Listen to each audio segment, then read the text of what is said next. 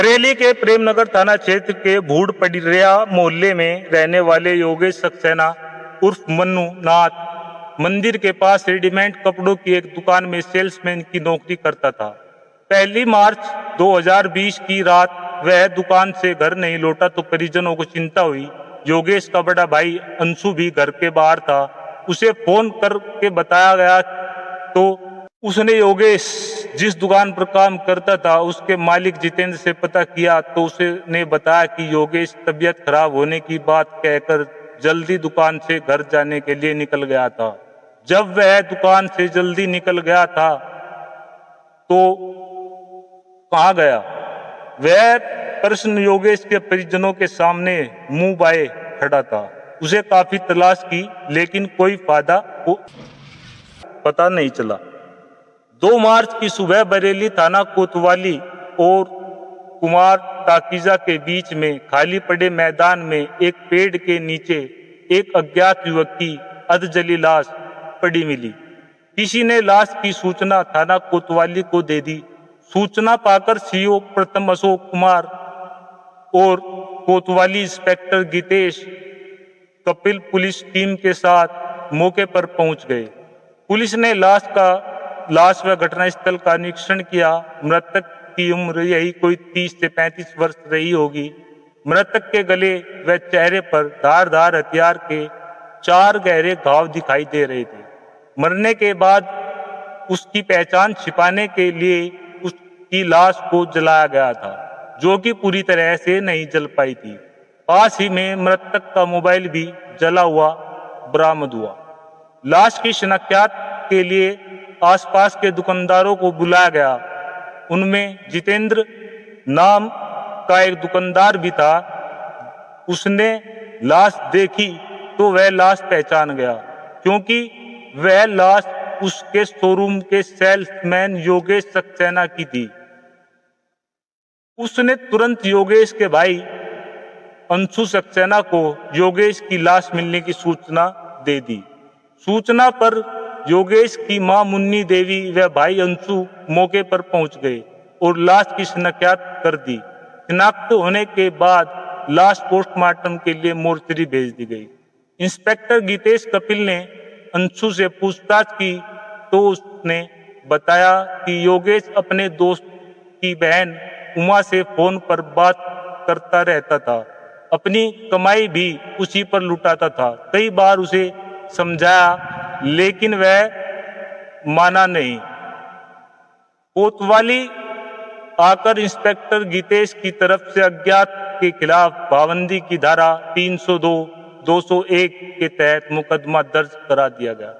Inspector Geetesh ने जांच शुरू की। पुलिस ने योगेश के फोन नंबर की कॉल डिटेल की जांच की। योगेश के नंबर पर अंतिम कॉल जिस नंबर से की गई थी उस नंबर से रोज योगेश की बात होने का प्रमाण मिला। घटना की रात उस नंबर से कॉल आने के बाद ही योगेश दुकान से निकला था। वह नंबर उसकी प्रेमिका उमा शुक्ला का था, जो कि योगेश के मकान से कुछ ही दूर भूड़ पट्टी में रहती थी। इसके बाद 3 मार्च को इंस्पेक्टर गीतेश कपिल ने उमा शुक्ला को घर से हिरासत में ले लिया और कोतवाली ले आई। महिला कांस्टेबल की मौजूदगी में कड़ाई से पूछताछ की तो उसने अपना जुर्म स्वीकार कर लिया। पूछताछ में उमा ने बताया कि योगेश की हत्या उसने अपने दूसरे प्रेमी सुनील शर्मा से कराई थी। उसके बाद सुनील शर्मा को गिरफ्तार कर लिया गया। इन दोनों से पूछताछ के बाद जो कहानी निकलकर सामने आई कुछ इस तरह थी। उत्तर प्रदेश के महानगर बरेली के प्रेमनगर थाना क्षेत्र के भूड़ पडरिया मोहल्ले में अशोक सक्सेना से परिवार रहते थे। वह एक प्राइवेट बस ऑपरेटर के यहाँ कंडक्टर थे। परिवार में पत्नी मुन्नी देवी के अलावा 2 बेटे और 2 बेटियां थी। अशोक सक्सेना ने अपनी बड़ी बेटी शालिनी का विवाह कर दिया। इससे पहले कि वह अन्य बच्चों की शादी की जिम्मेदारी से मुक्त होते 3 साल पहले उनकी ही मृत्यु हो गई। बड़ा बेटा अंशु शादी बारातों में बैंड बाजा बजाने का काम करने लगा। हाई स्कूल पास योगेश नाथ मंदिर के पास स्थित रेडीमेड कपड़ों की एक दुकान में सेल्समैन की नौकरी कर रहा था। वह इस दुकान पिछले 5 साल से काम कर रहा था। योगेश के मकान से कुछ दूरी पर भूड़पट्टी में महेश चंद्र शुक्ला रहते थे। वह प्राइवेट जॉब करते थे। परिवार में उनकी पत्नी जानकी और एक बेटी उमा और बेटा अमर उर्फ गुरु था। 20 जुलाई 1990 में जन्मी उमा काफी खूबसूरत और महत्वाकांक्षी युवती थी। उसने बरेली यूनिवर्सिटी से ग्रेजुएशन की थी। बरेली जैसे महानगर में पली बड़ी होने के कारण उसके वातावरण का असर भी उस पर पड़ा। उमा का भाई अमर और योगेश एक ही मार्केट में अलग अलग रेडीमेड कपड़ों की दुकान पर काम करते थे। इसी वजह से योगेश और अमर में दोस्ती हो गई थी। दोनों एक दूसरे के घर भी आते जाते थे। इसी आने जाने में योगेश और उमा एक दूसरे को चाहने लगे। दोनों का दिन में कई बार आमना सामना हो जाता था। दोनों की निगाहें आपस में टकराती थी तो उमा लाज कर अपने निगाहें नीची कर लेती थी। योगेश की आंखों की गहराई वह ज्यादा देर तक बर्दाश्त नहीं कर पाती थी। शर्म से पलकें झुक जाती और होठों पर हल्की मुस्कान भी अपना घर बना लेती थी। उमा की इस अदा पर योगेश का दिल बेचैन हो उठता था। उमा को योगेश अच्छा लगता था। वह उसे दिल ही दिल में चाहने लगी थी। उसकी चाहत की तपिश योगेश तक पहुंचने लगी थी। योगेश को तो उमा पहले से ही पसंद थी। इस वजह से योगेश भी अपने कदम बढ़ाने से रोक ना सका। वह भी उमा को अपनी बाहों में भरकर उसकी आंखों की गहराइयों में उतर जाने को आतुर हो उठा। एक दिन योगेश उमा के कमरे से निकलकर बाहर की ओर जाने लगा कि अचानक वह फिसल गया। इससे उस पर उसके दाएं हाथ के अंगूठे में काफी चोट आई और अंगूठे से खून निकलने लगा। वहीं आंगन में खड़ी उमा ने देखा तो दौड़ी आई। खून निकलता देखकर वह तुरंत अपने रुमाल को पानी में भिगोकर उसके अंगूठे में बांधने लगी। उसके द्वारा ऐसा करता समय योगेश उस तरफ प्यार भरी नजरों से देखता रहा। उमा रुमाल बांधने के बाद बोली, जरा संभल कर चला करो। अगर आप इस तरह गिरोगे तो जिंदगी की राहों पर कैसे संभल कर चलोगे। जिंदगी की डगर पर अगर मैं गिरा भी तो जिंदगी भर साथ देने वाले हाथ मुझे संभालने के लिए हमेशा तैयार रहेंगे। ये हाथ किसके होंगे और कौन जिंदगी भर साथ निभाने के लिए मेरे साथ होगा, यह तो अभी मुझे भी नहीं पता। योगेश ने उमा की निगाहों में निगाहें डालते हुए कहा। योगेश इस शरारत से उसकी नजरें शर्म से थोड़ी देर के लिए झुक गई। फिर वह बोली, थोड़ी छोड़ो इस बात को। आप रुमाल को थोड़ी देर बाद पानी में गीला जरूर कर लेना। इससे आपके अंगूठे का जख्म जल्दी ठीक हो जाएगा। अंगूठे का जख्म तो ठीक हो जाएगा, लेकिन दिल के जख्म का क्या। इतना कहकर योगेश तेजी से दरवाजे से बाहर निकल गया। रूहानी तौर पर एक दूसरे से बंधे होने के बावजूद खुलकर अभी तक न तो योगेश ने प्यार का इजहार किया था और न ही उमा ने। लगन की आग दोनों ओर लगी थी। बस देर थी तो आग को शब्दों में जुबान देकर बयां करने की। योगेश जब घर में आता तो उमा का मन अधिक से अधिक उसके पास रहने को करता था। जब भी दोनों मिलते इधर उधर की बातें करते रहते थे। इस धीरे धीरे दोनों एक दूसरे से काफी खुल गए और उनमें काफी निकटता आ गई। उमा मिलने के वह बात करने के उद्देश्य से योगेश के पास पहले से अधिक जाने लगी थी। एक दिन योगेश घर में अपने कमरे में बैठा कुछ पढ़ रहा था। उमा भी उससे मिलने वहां पहुंच गई। उमा को देखकर योगेश खुश होते हुए बोला, आओ उमा, बहुत देर लगा दी, मैं काफी देर से तुम्हारा ही इंतजार कर रहा था। घर का काम निपटाने में मम्मी की मदद करने लगी थी, इसलिए देर हो गई। वह बोली, ठीक है, तुम थोड़ी देर बैठो, मैं तुम्हारे लिए चाय बना कर लाता हूँ। कहकर योगेश चाय बनाने चला गया। उमा वहीं मेज पर रखी पत्रिका उठाकर उसके पन्ने पलटने लगी। थोड़ी ही देर में योगेश चाय बनाकर ले आया। मेज पर चाय रखते हुए योगेश बोला, उमा, क्या पढ़ रही हो? योगेश की बात सुनकर उमा ने सिर उठाया और योगेश की तरफ देखते हुए बोली, इस पत्रिका में एक बहुत ही अच्छी कहानी छपी है, वह पढ़ने लगी थी।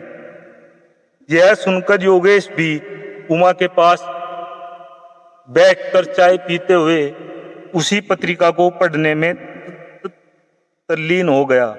पूरी कहानी पढ़ने के बाद ही योगेश ने पत्रिका के सामने से सिर हटाया और उमा की तरफ देखते हुए बोला, सही कहा था तुमने, काफी दिल को छू लेने वाली प्रेम कहानी है। दोनों ने कितना प्यार करते थे। अच्छा उमा, यह बताओ कि आज के समय में भी इतना पवित्र प्यार करने वाले लोग मिलते हैं? योगेश की बात सुनकर उमा भावुक होते हुए बोली, वे बड़ी किस्मत वाले होते हैं जिन्हें किसी का प्यार मिलता है। उमा की बात बीच में ही काटते हुए योगेश बोला, कुछ मेरी तरह बदनसीब भी होते हैं जिन्हें प्यार के नाम पर सिर्फ जमाने की ठोकरें मिलती हैं। यह कहकर योगेश के आंसू छलक आए। योगेश की आंखों में आंसू देखकर उमा तड़प उठी। योगेश का हाथ अपने हाथ में लेकर वह बोली, तुम ऐसा क्यों सोचते हो? तुम तो इतने अच्छे हो कि तुम्हें हर कोई प्यार करना चाहेगा।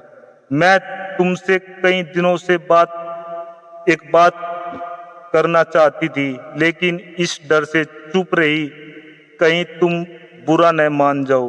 तुम कहो तो कह दूं।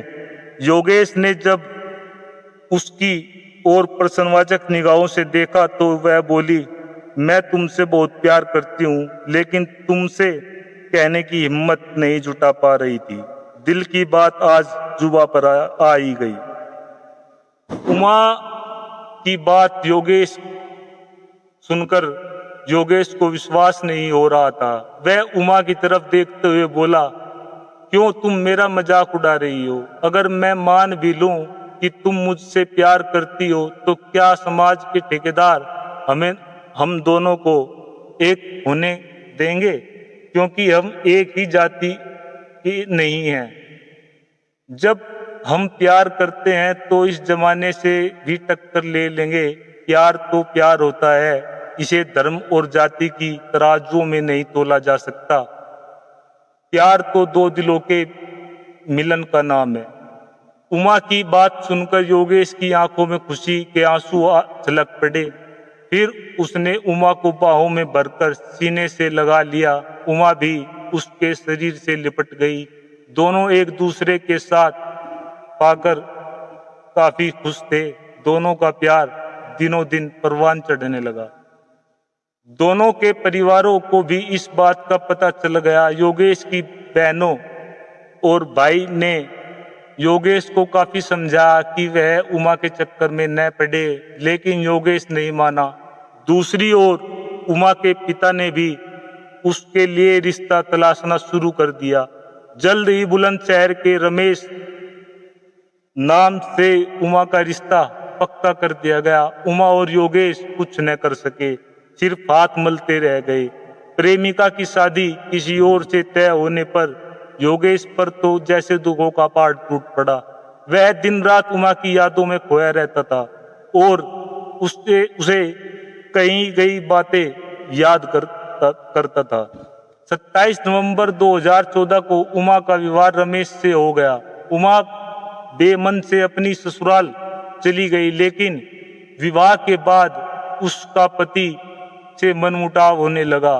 फिर 1 वर्ष बीतते बीतते उमा पति का घर हमेशा के लिए छोड़कर अपने मायके आ गई। इसी बीच उमा ने एक बेटी को जन्म दिया, जिसका नाम उसने सौम्या रखा।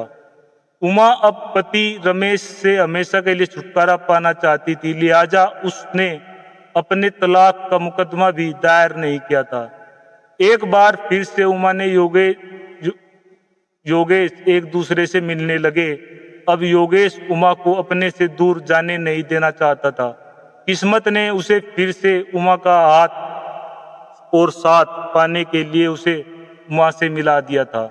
योगेश उस पर सब अब अपने से विवाह करने का दबाव बनाने लगा।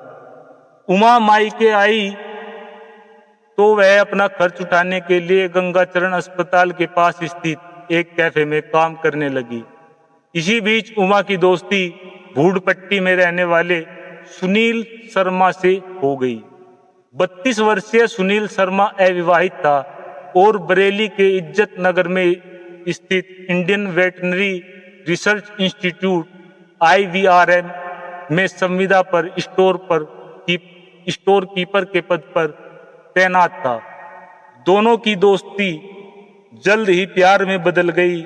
उमा और सुनील एक दूसरे की जाति के थे और सुनील अच्छी नौकरी करता था, इसीलिए उमा उससे शादी करना चाहती थी।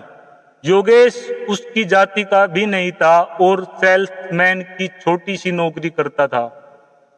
उमा ने योगेश को समझाया कि वह उससे शादी नहीं कर सकती, लेकिन योगेश मान ही नहीं रहा था। उमा भले ही बदल गई हो और योगेश के प्यार को भुला बैठी हो, लेकिन वह तो उमा को दिलो जान से अभी भी चाहता है। वह उमा को हर हाल में पाना चाहता था।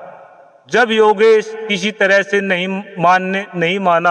मानने को तैयार नहीं हुआ, तो योगेश से पीछा छुड़ाने के लिए उमा ने सुनील से बात की, तो वह योगेश को ठिकाने लगाने के लिए तैयार हो गया। इसके बाद दोनों ने उसकी हत्या की योजना बनाई।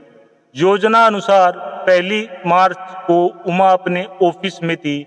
योजना के अनुसार 8:30 बजे उमा ने योगेश को मिलने के लिए कुमार टॉकीज के पीछे खाली पड़ी मैदान में बुलाया। योगेश उस समय दुकान पर था। वह अपने मालिक जितेंद्र से तबीयत खराब होने का बहाना बनाकर दुकान से निकल आया और कुमार टॉकीज के पीछे मैदान में पहुंच गया। वहां सुनील वर्मा पहले से ही मौजूद था। योगेश नजदीक आया तो सुनील ने उसकी आंखों में लाल मिर्च का पाउडर फेंक दिया, जिससे योगेश बिलबिला उठा। उसके बाद सुनील ने साथ लाए चाकू से योगेश के गले, चेहरे व शरीर पर 4 प्रहार किए, जिससे योगेश जमीन पर गिरकर तड़पने लगा। कुछ ही पलों में उसकी मौत हो गई। सुनील ने पास ही में पड़े पत्थर से उसके चेहरे को कुचला। उसके बाद वह लाइट TVS अपाचे बाइक से उमा के पास गया, उसे पूरी बात बता दी। इसके बाद उमा 9 बजे उसके साथ बाइक पर बैठकर घटनास्थल पर आई। उमा ने सुनील से कहा कि वह बाइक से पेट्रोल निकालकर योगेश की लाश जला दे, जिससे उसकी पहचान न हो सके। इस पर सुनील ने बाइक से पेट्रोल निकालकर योगेश की लाश पर डाल दिया और आग लगा दी। इसके बाद दोनों वहां से चले गए, लेकिन पुलिस आसानी से उन दोनों तक पहुंच गई। सुनील की निशानदेही पर इंस्पेक्टर गीतेश कपिल ने हत्या में प्रयुक्त चाकू, लाश जलाने में प्रयुक्त माचिस की डब्बी, रक्त रंजित कपड़े और सुनील की Apache bike number UP 25CM 3263 बरामद कर ली। फिर कानूनी औपचारिकताएं पूरी करने के बाद दोनों को CJM कोर्ट में पेश किया गया और वहां से दोनों को जेल भेज दिया गया।